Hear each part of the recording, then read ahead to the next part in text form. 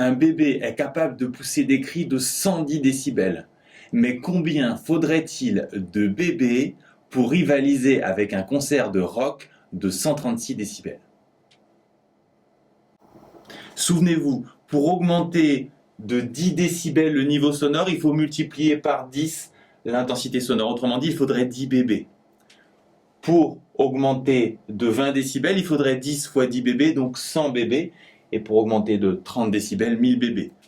On veut augmenter le son de 26 décibels, donc il faudrait entre 100 et 1000 bébés. Souvenez-vous, on ne peut pas ajouter des niveaux sonores, on ne peut pas ajouter des décibels, donc on doit basculer sur les intensités sonores. On va commencer par introduire l'intensité sonore du son émis par un bébé, qu'on va noter IB, et IC pour l'intensité sonore du concert. Et ce qu'on cherche, c'est combien de bébés il faut pour obtenir l'intensité sonore d'un concert, c'est-à-dire combien de IB il faut pour faire IC. Autrement dit, on cherche le rapport IC sur IB.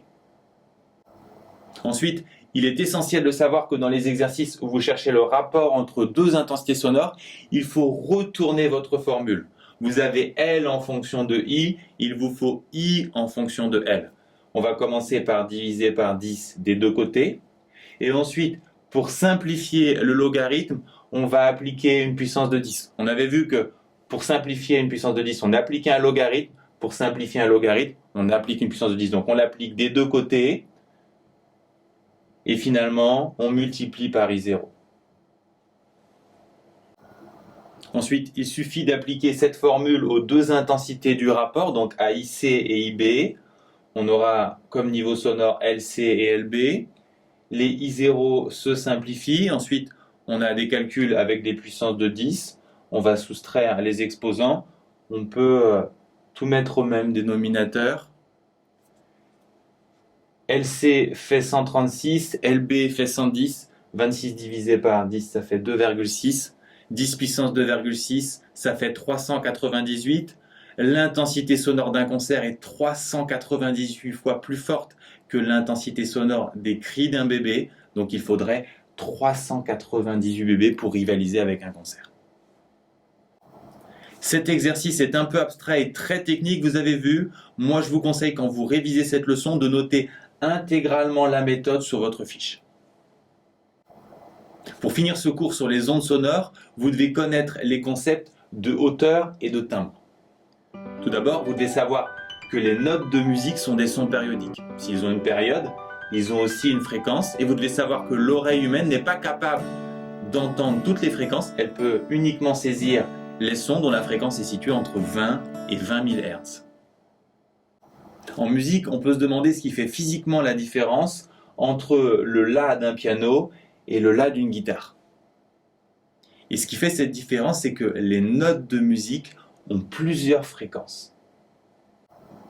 En effet, si les notes de musique sont des ondes périodiques, elles ne sont pas sinusoïdales, elles ont une forme plus complexe, et s'il est assez facile de déterminer leur période par lecture, leur période étant associée à leur fréquence fondamentale, pour leurs autres oscillations, il est beaucoup plus difficile de déterminer leur fréquence avec un graphique en fonction du temps. C'est pour ça qu'on met à votre disposition un autre type de graphique qui s'appelle le spectre de fréquence. Sur un spectre de fréquence, c'est simple. La fréquence la plus petite est la fréquence fondamentale, aussi appelée harmonique de rang 1. Les harmoniques de rang 2 et de rang 3 sont tout simplement des multiples de la fondamentale.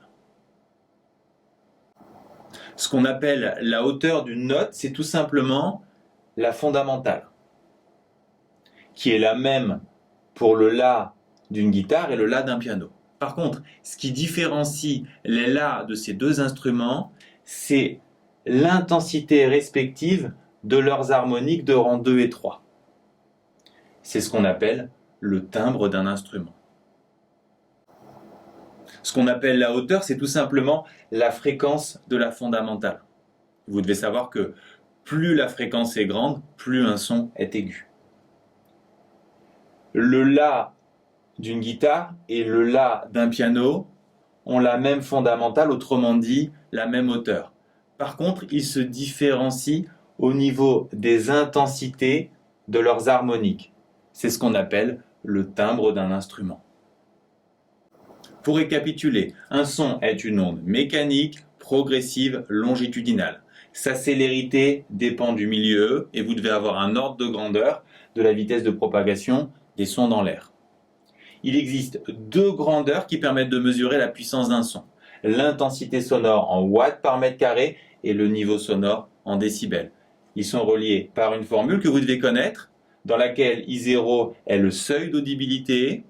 Vous devez savoir que si on multiplie par 10 l'intensité sonore, on ajoute 10 décibels et que si on atteint les 130 décibels, on est au seuil de la douleur. Les exercices délicats sont les applications de cette formule. Si vous connaissez les intensités sonores, on peut vous demander de déterminer une variation de niveau sonore, comme on l'a vu dans la vidéo précédente. Ou inversement, on peut vous donner des niveaux sonores et alors il faut déterminer un rapport sur les intensités sonores, comme on l'a vu au début de cette vidéo. Je vous conseille de noter les méthodes de résolution de ces exercices sur une fiche. Enfin, si on vous donne un spectre de fréquences, vous devez être capable de déterminer la fréquence fondamentale et celle des harmoniques. Et vous devez également maîtriser les concepts de hauteur et de timbre.